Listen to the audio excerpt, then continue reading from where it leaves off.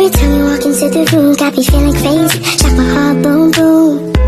Any other boy would stare, but me, I look away, cause you're making me scared. Trying not to breathe, 1, 2, 3. Pada materi yang ke-9, kita akan membahas tentang sel volta. Sel volta, juga dikenal sebagai sel galvani, adalah suatu perangkat elektrokimia yang mengubah energi kimia menjadi energi listrik melalui reaksi redoks, reduksi, oksidasi spontan. Sel ini terdiri dari dua elektroda yang berbeda, yang dicelupkan ke dalam larutan elektrolit dan dihubungkan oleh jembatan garam serta kawat penghubung. Selanjutnya yaitu komponen utama sel volta. Yang pertama itu anoda. Anoda tempat terjadinya reaksi oksidasi atau melepas elektron yang bermuatan negatif. Yang kedua itu katoda. Katoda tempat terjadinya reaksi reduksi atau menerima elektron yang bermuatan positif. Yang ketiga itu elektrolit. Elektrolit adalah larutan yang mengandung ion untuk menghantarkan listrik. Yang keempat itu jembatan garam, yang menjaga keseimbangan muatan ion agar arus listrik dapat mengalir terus-menerus.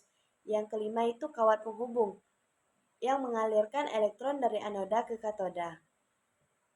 Selanjutnya yaitu fungsi jembatan garam. Fungsi jembatan garam adalah menjaga netralitas larutan dengan mengalirkan ion untuk menyeimbangkan muatan. Selanjutnya yaitu reaksi redoks dalam sel volta. Yang pertama itu untuk menentukan reaksi setengah oksidasi dan reduksi. Yang kedua itu menulis reaksi redoks keseluruhan. Yang ketiga menentukan arah aliran elektron dari anoda ke katoda. Adapun faktor-faktor yang mempengaruhi sel. Yang pertama, jenis elektrode. Material yang digunakan untuk elektrode akan mempengaruhi potensial sel. Elektrode akan mempengaruhi potensial sel. Elektrode yang lebih reaktif akan menghasilkan potensial yang berbeda. Yang kedua itu konsentrasi larutan. Konsentrasi itu dalam larutan elektrolit mempengaruhi tegangan sel. Semakin tinggi konsentrasi ion, semakin besar potensial sel yang dihasilkan. Yang ketiga itu suhu. Peningkatan suhu dapat mempercepat reaksi kimia sehingga meningkatkan laju reaksi redoks dan meningkatkan yang dihasilkan. Jenis elektrolit. Tipe elektrolit yang digunakan di dalam sel juga mempengaruhi efisiensi sel. Elektrolit yang baik harus mampu menghantarkan ion dengan baik. Yang kelima, potensial standar. Setiap elektrode memiliki potensial standar tertentu. Perbedaan potensial antara dua elektrode menentukan. Yang keenam itu ukuran dan jarak antara waktu. Jarak antara dua elektrode dapat mempengaruhi hambatan dalam rangkaian dan mempengaruhi besarnya arus yang dapat dihasilkan.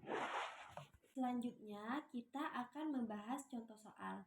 Contoh yang pertama itu dalam suatu sel volta, logam A mengalami oksidasi, sedangkan logam B mengalami reduksi. Maka pertanyaan yang benar adalah A. Logam A berperan sebagai katoda. B. Logam B melepaskan elektron. C. Logam A berperan sebagai anoda. D. Reaksi reduksi terjadi di anoda.